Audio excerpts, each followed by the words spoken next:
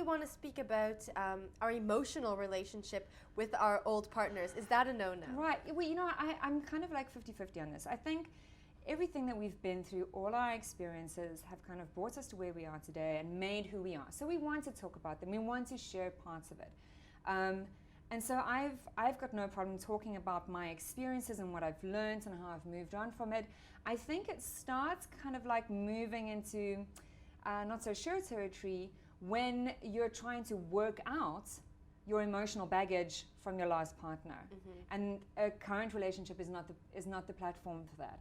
If you have a lot of stuff you need to work out, you're not dating your therapist. You're dating a human with feelings, and if you've got a bunch of stuff that you need to deal with, you take that to a therapist, and you keep your relationship kind of like vaguely appraised of the important information around that.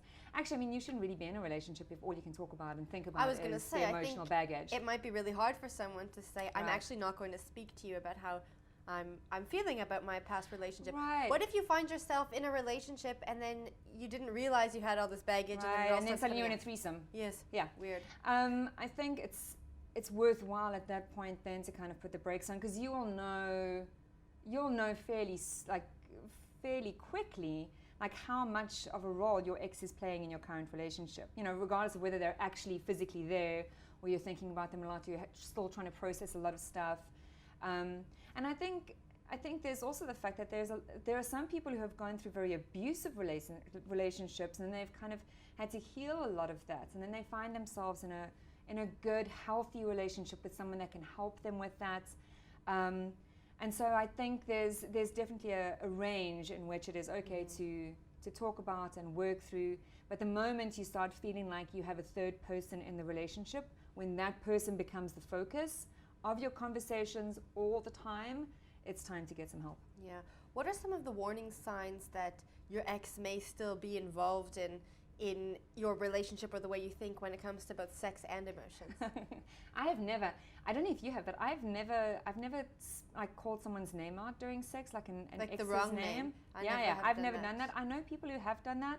I think if it's always in the movies. People do that. Apparently, in the movies. people do that but in real life as well. But I don't understand how. I don't know, because my brain switches off to like anything that's even vaguely. Those people are not right. So I think where it becomes kind of like a few points would be if you're thinking about the person all the time, if you feel the need to stalk them all the time, you feel the need to engage with old emails or try and get their attention all the time.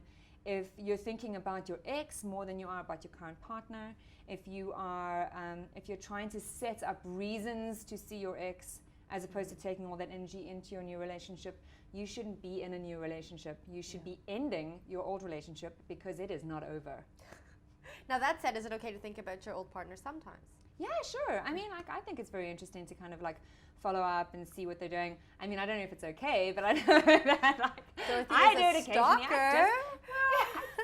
I don't want to call it stalking. I like to call it just researching. Just checking in. Facebook. I'll explain Facebook. No, I think it's fine. I think humans are very curious, and we're curious about the people in our past. Some people in our past, we're curious about where they're going.